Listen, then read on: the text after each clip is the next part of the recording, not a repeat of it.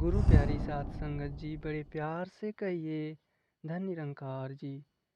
साध संगत जी, उम्मीद करते हैं कि आप सभी संत जहाँ भी होंगे स्वस्थ होंगे, खुश होंगे और प्रसन्न होंगे।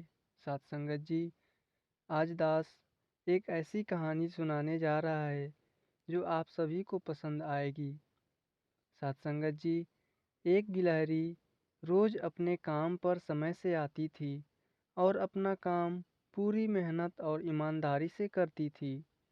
गिलहरी ज़रूरत से ज़्यादा काम करके भी खूब खुश रहती थी, क्योंकि उसके मालिक जंगल के राजा शेर ने उसे 10 बोरी अखरोट देने का वादा कर रखा था। गिलहरी काम करते करते थक जाती थी तो सोचती थी कि थोड़ी आराम कर लूं। वैसे ही उसे याद आता कि शेर उसे 10 बोरी अखरोट देगा। गिलहरी फिर काम पर लग जाती थी।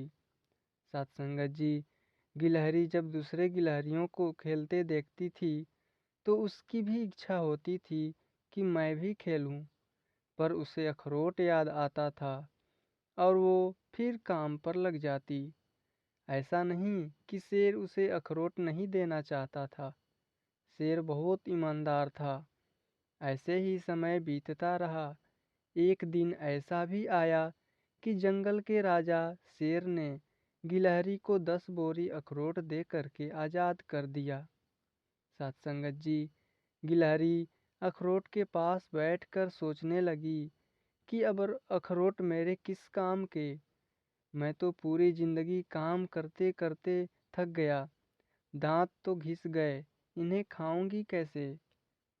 तो सत्संगत जी, आज जीवन की यही हमारी हकीकत बन चुकी है।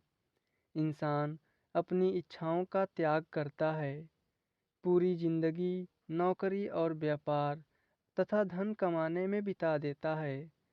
60 वर्ष की उम्र में जब वह सेवानिवृत्त होता है तो उसका जो फंड मिलता है या बैंक बैलेंस होता है तो उसे भोगने की क्षमता खो चुका होता है।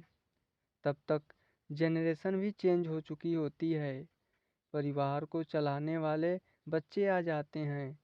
क्या इन बच्चों को इस बात का अंदाज़ा लग पाएगा कि ये फंड इस बैंक बैलेंस के लिए कितनी इच्छाएं मारी गई होंगी, कितनी तकलीफ़ें मिली होंगी और कितने सपने अधूरे रहे होंगे। क्या ऐसे फंड का, बैंक बैलेंस का, जिसे पाने के लिए पूरी ज़िंदगी लग जाए और मानव उसका भोग खुद न कर सके।